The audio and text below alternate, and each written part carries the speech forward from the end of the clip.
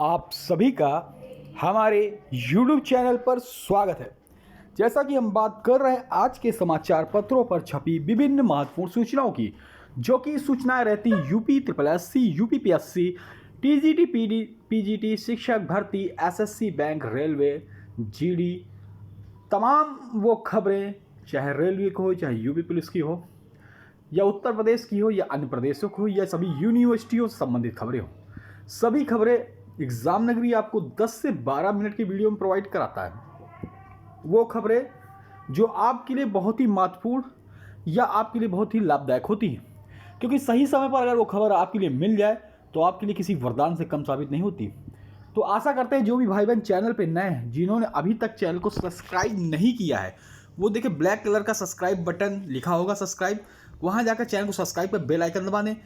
Bell icon और subscribe करने से जो भी सूचना होती है वो सबसे पहले आप तक उसका नोटिफिकेशन सबसे पहले आप तक पहुंचेगा। तो आशा अपने चैनल को सब्सक्राइब कर बेल आइकन दबा दिया होगा। हाँ, लाइक एंड शेयर जरूर कर दें, जिससे आप जैसे और भी भाइयों तक यह सूचना पहुंच सके। तो चलिए, आशा करते हैं आपने लाइक सब्सक्राइब दोनों कर दिया होंगे। स्टार्ट करते हैं। कुछ थंबनेल पर आप ये खबर देख रहे हैं, उसके अलावा बहुत सी खबरें जो आपको देंगे। जैसे जनवरी तक प्रदेश को मिल जाएंगे 8,085 रैंक पर, रोजगार व नौकरी संबंधी कई विज्ञापन जारी हुए हैं, और 3,831 कनिष्ठ सहायक के विज्ञापन यूपी त्रिपुरा से निकले थे, उससे संबंधित न्यूज है। प्राथमिक शिक्षक नियुक्ति के लिए आज से रजिस्ट्रेशन आवेदन चालू हो गए हैं। शिक्षक नियुक्ति उच्च माध्यमिक में सीटें बढ़ी हैं। CIS में युवाओं के लिए निकली है भर्ती, यूपी त्रिपुरा न्यूज़ है। BTech MTech करने के बाद भी रोजगार की तलाश। तो तमाम खबरें हम आपके लिए लाए हैं। चलिए स्टार्ट करते हैं। जनवरी तक प्रदेश को मिल जाएंगे 8,085 लेखपाल। अधीनस्थ सेवा चयन आयोग अभियान चलाकर पूरी कर रहा है तैयारी। प्रदेश के लखनऊ, प्रदेश को जनवरी तक 8,085 लेखपाल मिल जाएंगे। अधीनस्थ सेवा चयन आयोग की ओर से मुख्य परीक्षा के बाद अभियान चलाकर 27,000 से अधिक अभ्यर्थियों के डॉक्यूमेंट वेरिफिकेशन की प्रक्रिया पूरी की जा रही है। आयोग के अनुसार इस समय उसकी पहली प्राथमिकता इसका परिणाम जारी करना, इसके लिए वो दिन रात एक एक कर काम कर रहा है।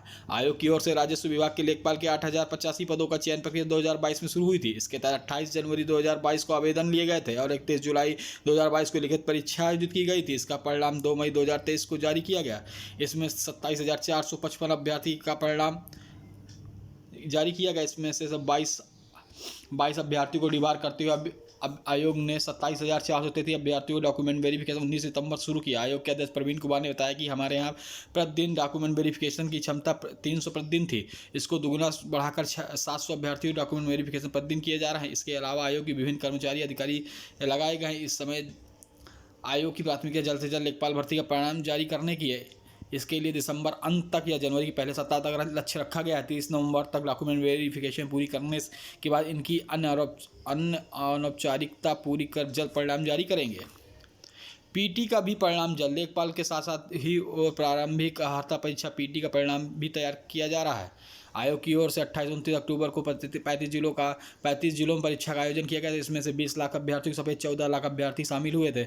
वहीं 6 नवंबर को प्रोविजनल आंसर की जारी की गई, उस पर 15 नवंबर आपत्ति ली गई। आयोग के सचिव अवनीश सक्सेना ने कहा कि आपत्ति को निस्तारण कर इसी महीने के अंत तक जनवरी के पहले सप्ताह तक परिणाम देने की तैयारी है। कृषि प्रौद्योगिक सहायक के पदों पर शीघ्र भर्ती की मांग।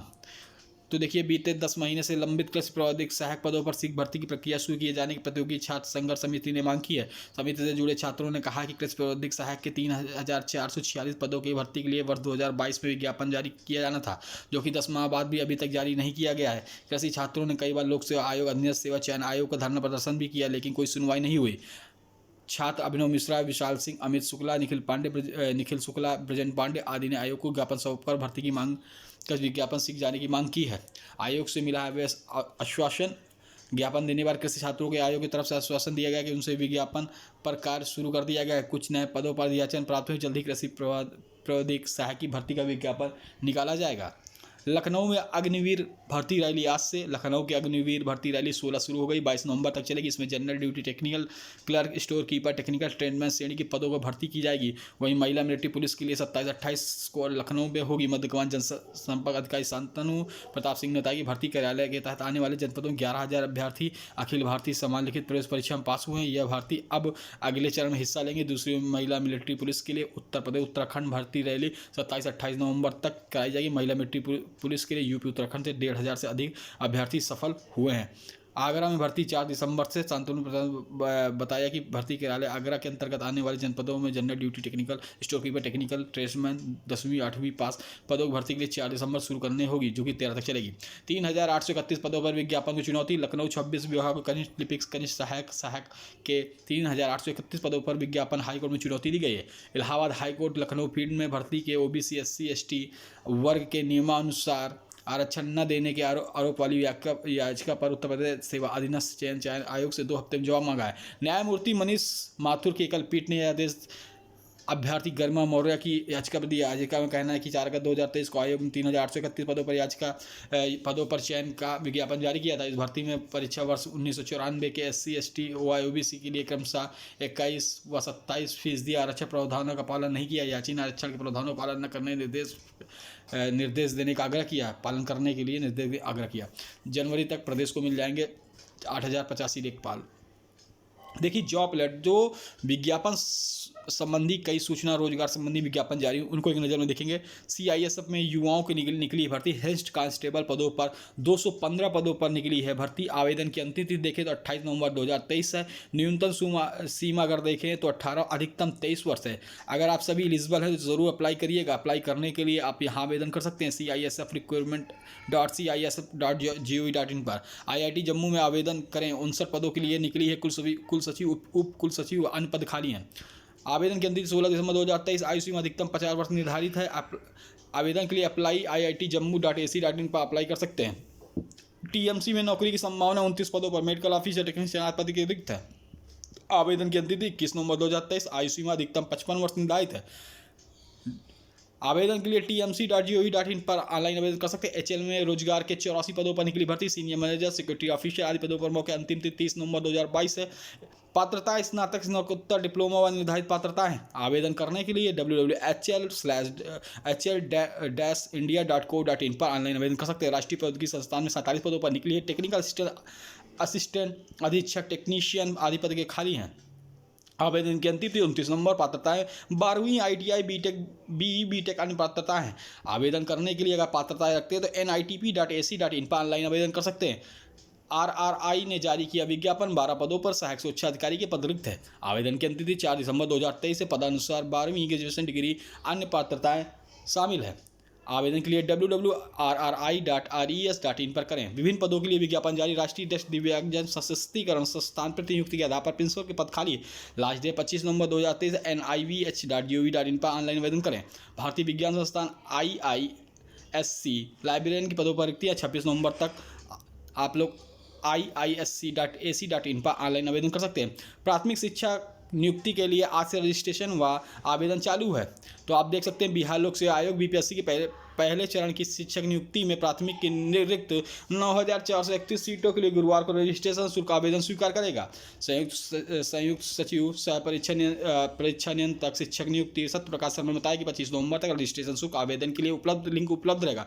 वेबसाइट के www.bpsc.bih.nic.in पर आप विस्तृत जानकारी अपलोड कर दी गई है। प्रसिद्ध प्राथमिक के लिए आवेदन नए सिरे स्वीकार होंगे। उन्होंने बताया कि वैसे अभ्यर्थी जो पिछड़ा वर्ग, अति पिछड़ा वर्ग कल्याण विभाग, अनुसूचित जनजाति और जनजाति कल्याण विभाग के अंतर्गत पूर्व में ऑनलाइन आवेदन की प्रक्रिया पूर्ण कर ली है, वह प्राथमिक के लिए आवेदन करना चाहते हैं तो उनके द्वारा पूर्व से प्राप्त यूजर नेम और पासवर्ड से लॉगिन करके डैशबोर्ड पर लिंक के माध्यम से प्रक्रिया पूर्ण करेंगे। वैसे अभ्यर्थी जिनके द्वारा पूर्व में किसी भी कक्षा के लिए ऑनलाइन आवेदन नहीं किया गया, वह प्राथमिक के साथ अन्य वर्गों के लिए आवेदन करना चाहते हैं तो पहले प्राथमिक को छोड़कर अन्य वर्गों के लिए रजिस्ट्रेशन शुल्क आवेदन प्रक्रिया पूरी करेंगे। इसके बाद वो उपलब्ध कराया गया यूजर नेम व पासवर्ड लॉगिन करके डैशबोर्ड कक्षा 1 से 5 तक के क्लिक कर प्रक्रिया पूरी करेंगे। आयोग ने स्पष्ट किया है कि रजिस्ट्रेशन शुल्क जमा करने की अंतिम 70 नवंबर से विस्तारित नहीं होगी। 25 नवंबर के बाद आवेदन के लिए लिंक वेबसाइट पर उपलब्ध नहीं होगा। शिक्षक नियुक्ति के लिए उच्च माध्यमिक में सीटें बढ़ी। दूसरे चरण में सीटों की जोड़ने की अभ्यर्थियों को सीटें जुड़ने से अभ्यर्थियों को मिलेगा फायदा। कुछ विषय में बड़ी प्रतिस्पर्धा तो कुछ में आसानी से होगा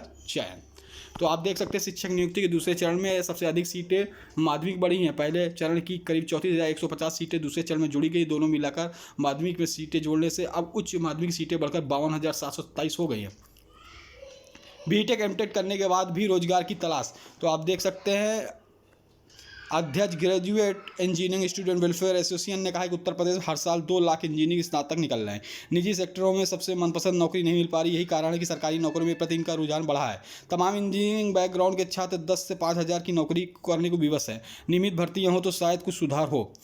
तो बीटेक एमटेक प्रोफेशनल डिग्री लेने के बाद भी युवाओं की ड्रीम जॉब की तलाश पूरी नहीं हो पा रही। उत्तर प्रदेश लोक सेवा आयोग पीसीएस 2022 में साक्षात्कार तक का सफर तय करने के बावजूद इंजीनियरिंग बैकग्राउंड से 118 से अधिक बेरोजगारों को मनपसंद नौकरी की तलाश है। आयोग ने पीसीएस 2022 साक्षात्कार देने के बावजूद चयन से जिन वंचित 270 मेधावी की सूची वेबसाइट पर अपलोड की। 118 से अधिक ऐसे जिन्होंने स्नातक पर इंजीनियरिंग पढ़ाई की है।